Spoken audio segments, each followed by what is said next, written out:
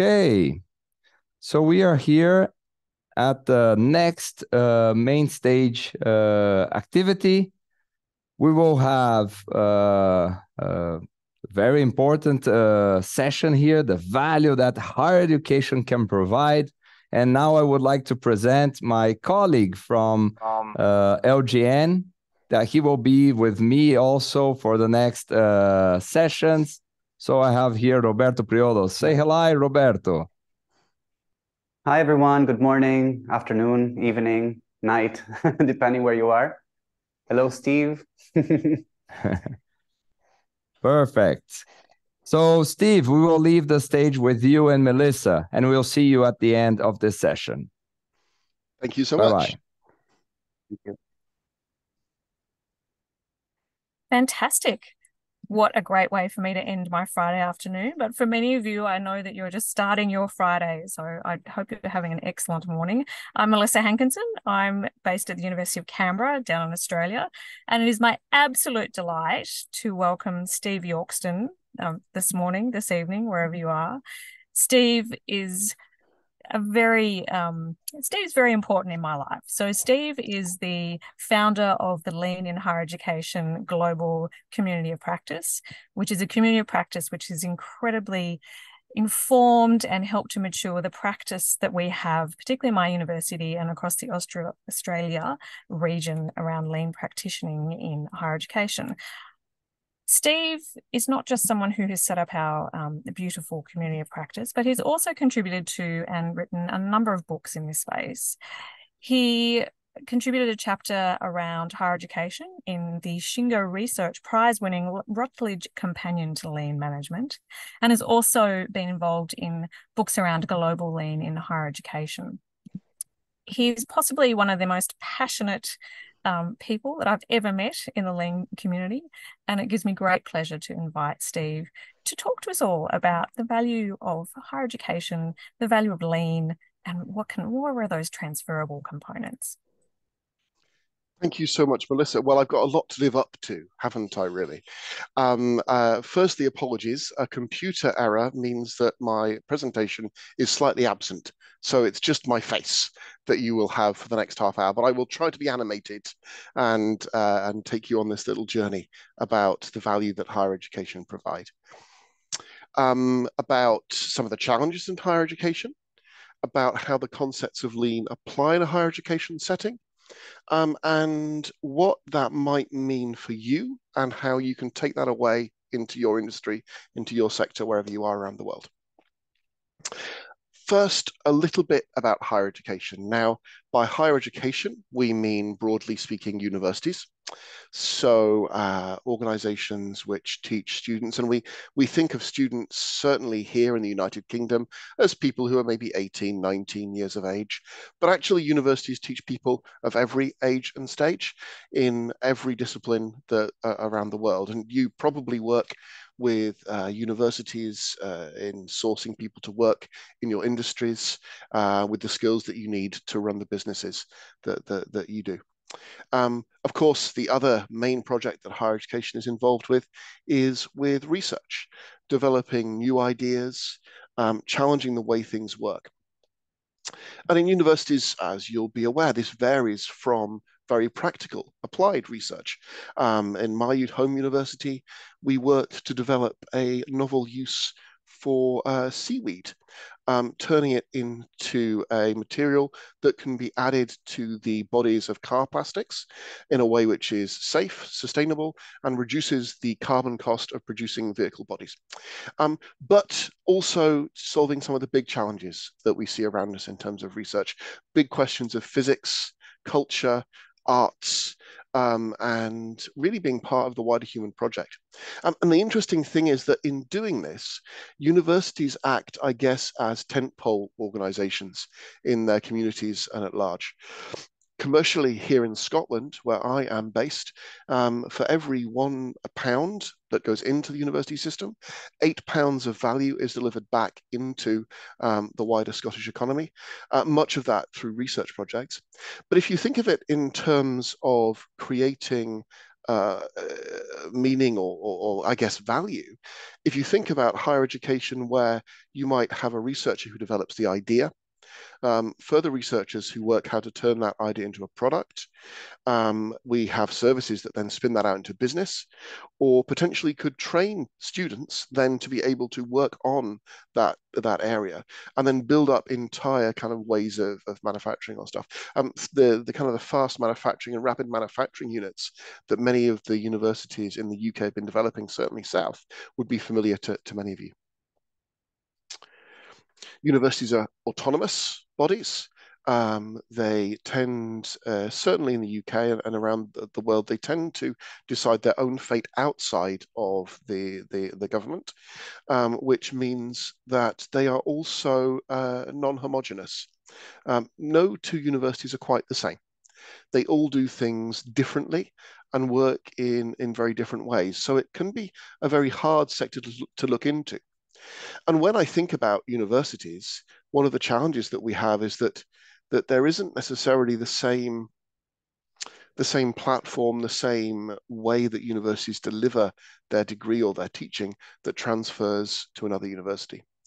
And this is something which I think the sector needs to work on, because there are huge challenges to the sector right now, more so than ever before. When you say, what is the value that higher education can provide? I can talk passionately about research and passionately about teaching, but many people are asking, well, actually, is there really any value in that anymore? Especially with the rise of artificial intelligence, right? Many of our students now will routinely use generative AI to support them in creating their coursework.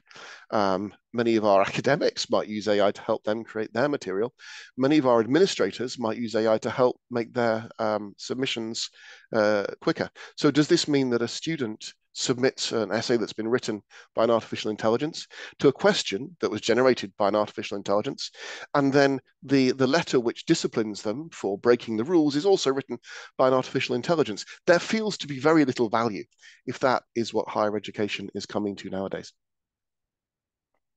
At the same time, we see challenges in our student bodies. The demographics of students mean that typical, those 17, 18, 19-year-old students, there aren't so many of those in my region in Scotland. And the international markets, which have supported higher education through transnational education, are becoming more challenging. Again, there are lots of big questions about the value that higher education can bring, but I'll come back to that. Let's dive in and talk about lean things. So I started my journey applying lean in higher education in, I think it was 2006. We weren't sure that higher education could tolerate lean being applied. We thought, well, will it work if we take a lean methodology and put it into this rather quirky environment where nothing quite works the same and everybody's always kind of arguing with each other about what goes on? We looked at lean healthcare and thought, well, consultants are pretty kind of spicy people in healthcare. They're able to do it. We should give it a go. And so we started. And one of the first areas that I worked on was in our library. And I went in with kind of overconfidence, early, just had a train like, oh, we can do something cool. And actually, it really was. Because a library, if you think about it, has an awful lot in common with a kind of a relatively fast-moving supply chain logistics operation. We have books that come in and come out. We have books being moved around a physical space. We have a number of people that do that. We have the trolleys that are used. So I got to use takt time, and we actually designed a trolley to work in the library area that was just the right size, so it fitted between the shelves. Had a space for the laptop to sit on the trolley so that the colleague could do the work on the book without needing to take it, minimizing that motion waste. And we arranged the library so that trolleys would circulate every 20 minutes rather than every 120 minutes, which actually meant that we could have more volume going through the library. All these things. It was a beautiful, beautiful thing. But colleagues challenged me on this. They said, this is all well and good, but this isn't lean in higher education. You're not touching how the primary business processes work, right? The primary business processes I talked about at the start of this talk, how we educate students, how we deliver research. So I sighed, but I took a little bit of joy from the fact that those people in the library now felt more connected with their work, were able to deliver things in a way which was less burdensome, and that students were able to get books more quickly. And I took that energy and thought, well, what could we do next? So I moved to another university about 10 years ago. And there I started thinking about more in terms of how can I, rather than doing administration or logistics, or in a higher education context, and applying lean to those things, how can I start to think about that primary business process? And the people who ran the examinations in my university approached me to help them do this. And forgive me if I've told you the story before, but there we have 3 campuses at my university, and we have 6 people in the examinations team. And it takes 3 people to run an examination session face to face. So this means that during our examination period, which is 2 weeks, we can only open 2 of our 3 campuses to actually hold those examinations, which is fine. Examination time is very busy. It's we were at the time having examinations into the evening and over the weekends in order to be able to get that done. And there were challenges that were faced sometimes because we only had 2 campuses. The academic who maybe marked the paper maybe wasn't at the campus where the exam was held. So if something went wrong, it was hard to get the academic across to check the paper, even though they were supposed to be on site. And checking was something that they love doing in my sector. Do you know, they love a check. I think it's something about, you're taught at school, if you've got any more time, check your work. I don't know if you were taught at that school, I was, but that's kind of carried across. And these people who run the examinations, they loved checking because they wanted to get it right. Their motivation was so good. But exam papers at my university, because we're a practical university, often have a case study interleaved, or some graph paper or some additional materials, so the students have got more to work on. It's not it's not kind of just text. And what that means is that they need to make sure there's the right questions and the right extra materials in each exam paper. So they check that, but they don't check it once, they check it many, many times. And as you can imagine, as a lean person, when I see this over-checking, my heart sinks, because I know that the checks don't add value, but they just make things more complicated. At the same time, without the guys who run the examinations team working, and this was about 7 or 8 years ago, the university had introduced a new print system, which was able to automatically interleave, count, and band in counted chunks the exam papers, right? And for those of you working in manufacturing, you will see this is facile. And you're right, in a way it was. But for these people, they just hadn't realized there was a new system that could do it. It was nobody's fault. There was no blame. And the last thing that I would have wanted is for these people to feel shamed or blamed for just something they didn't realize. But once we had realized that we could actually use the print service in-house to bound the papers and mean that we could evidence they're counted, it would release the need for the checking. And then when we released the need for the checking, we realized that meant that after some testing, we didn't need to have 3 people to run an exam session. We could only have 2 people, right?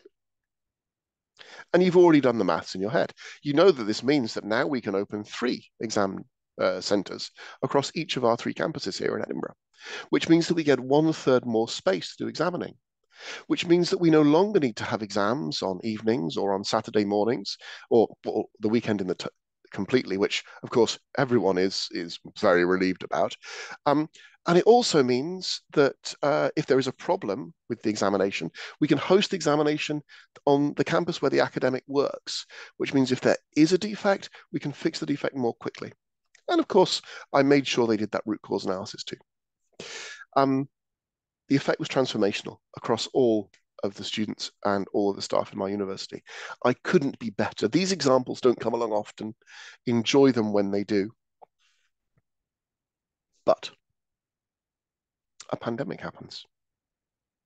The world changes. And you'll have already thought it. Why were you doing paper examinations anyway? What was the point of that? Surely technology already had a way that was better, already had a way that we could do this more. And much as the staff in the higher education sector for years have said, no, no, no, no, no, exams must be done on paper. They have to be done for quality reasons. Well, in 2019, 2020, all the exams went online and they've pretty much stayed that way. Do I feel that my work doing that process redesign was wasted? No, I think it shows that just like those logistics lean techniques, those process lean techniques can absolutely help in higher education. But I think it shows that really that isn't enough, given the scale of the challenges and the pace of change that's happening. I think we need to think a little bit more about what we do to deliver value in higher education. So let me tell you an example from yesterday. I'm working with our School of Nursing. They work to deliver a busy portfolio.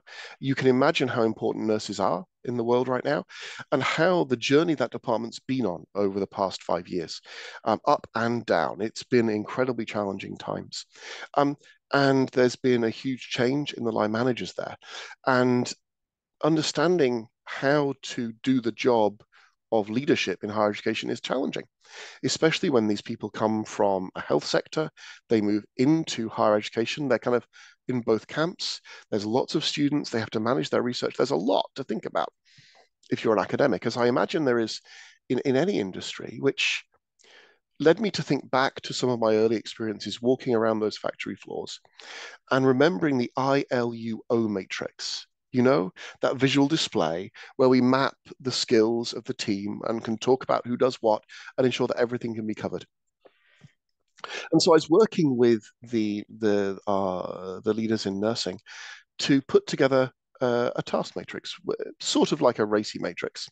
And we brainstormed it and we'd put it together and they trusted me. They'd gone on the journey and we'd had post-it notes and moved them around and worked out the tasks and worked out the peoples and put them there. And it hadn't taken long. And yesterday we'd got most of the way there.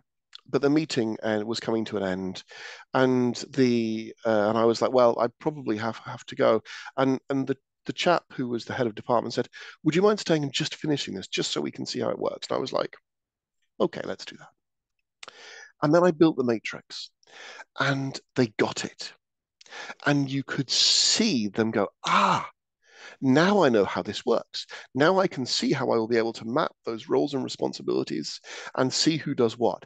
And it was that transformational moment, and I'm sure you've had it, where we see lean leadership start to come into place. I think we've seen Hoshin Kanri be accepted in many higher education institutions as we start to see these tools of lean strategy and lean leadership and lean management roll out in the sector. And that's a glorious thing. I still worry if that's enough to keep our sectors adding value to what we do. So let me go back to something else that happened this week. I was working on a research summit, and the research summit involved academics from across my entire institution sharing their research, sharing the projects they were working on with an idea to build connections with each other, to work together to develop new things. And I'd be listening to Professor Peter Barlow. He works on virology and immunology, talking to one of the other biologists in the corner of the room saying, you know, that thing that bacteria do, you know, it keeps them, the way that they work together. Has anyone worked on a system that would disrupt that? And another academic going, I don't think anybody has. But if they did, it wouldn't kill the bacteria, but it would fundamentally prevent their ability to do what they need to do. And you see Peter going, yeah, should we have a play and see if we can do it? And they're like, yeah, let's see how we could do that. Let's see if we could do it this way and how we could use it there. And I'm like, it's so cool to feel part of those discussions.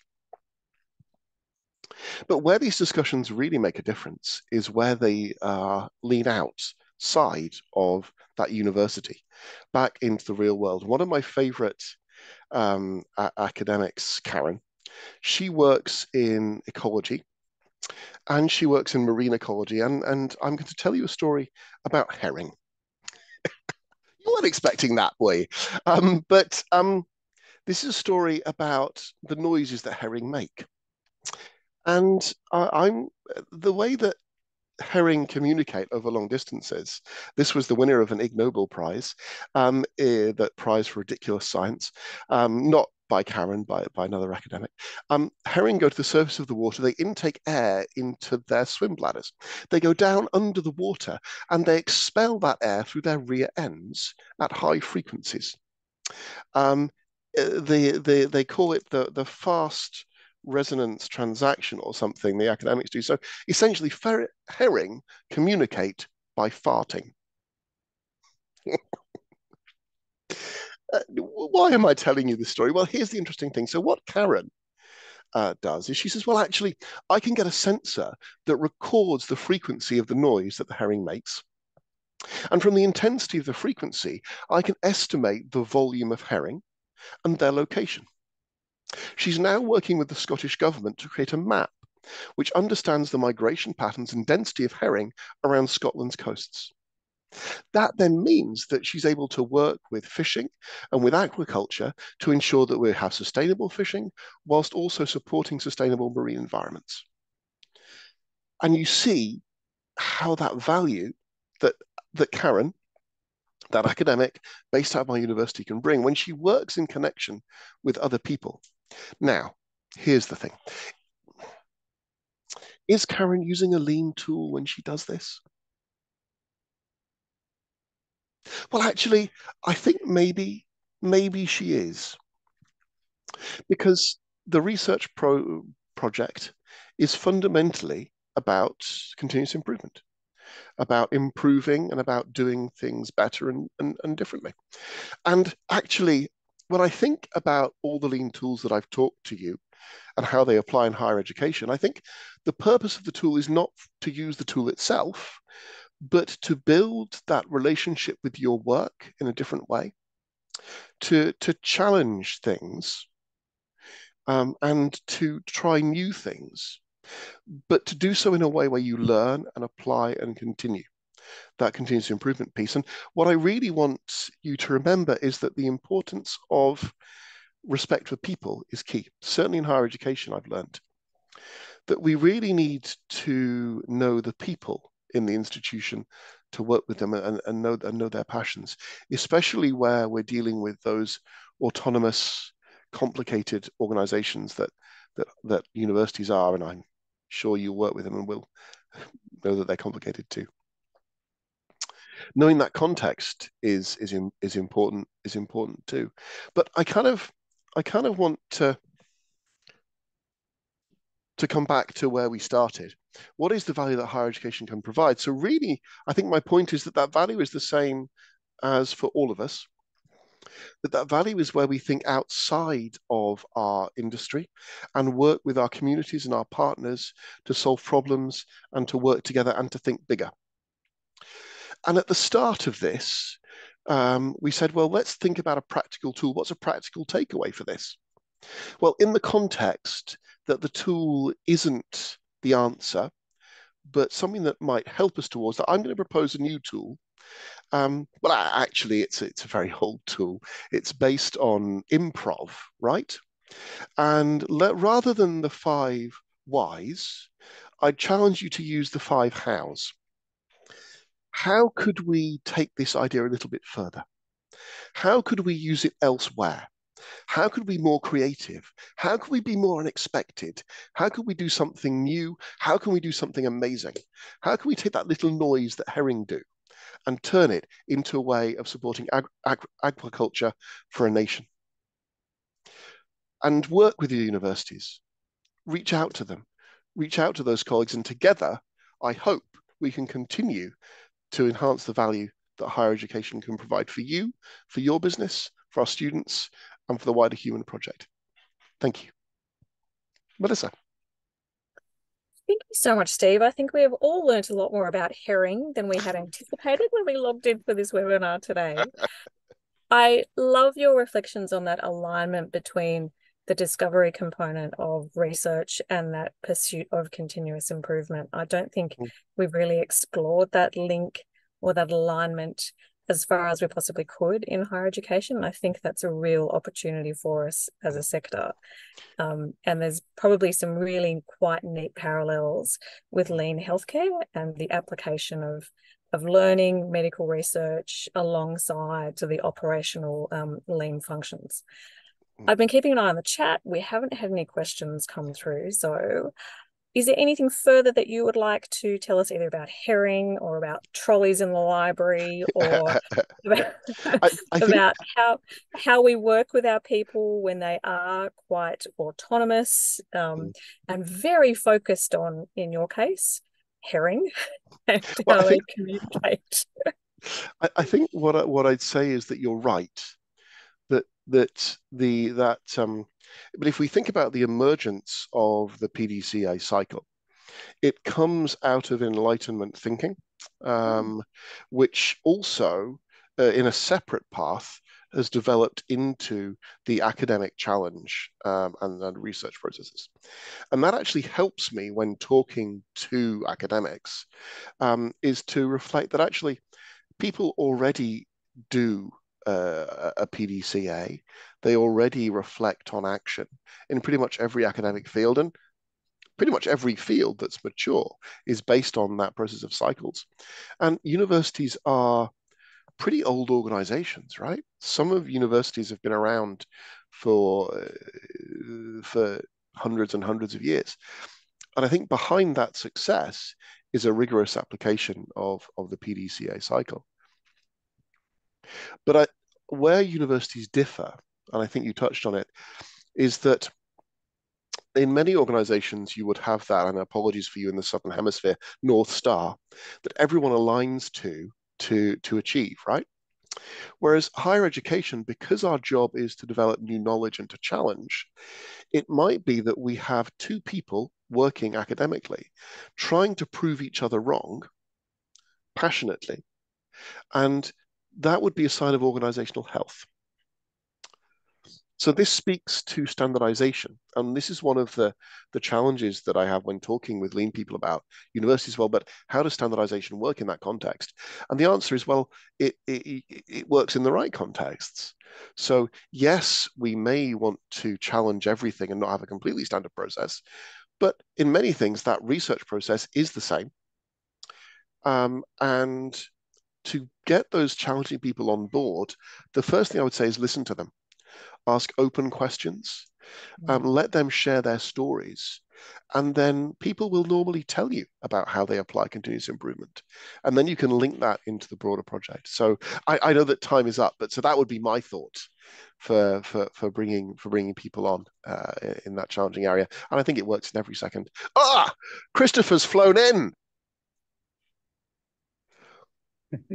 Yes, we're back. So I will pass the baton here also to my colleague. Thank you, Steve. Priolo, it's with you now. Thank you, Steve. Thank you so much.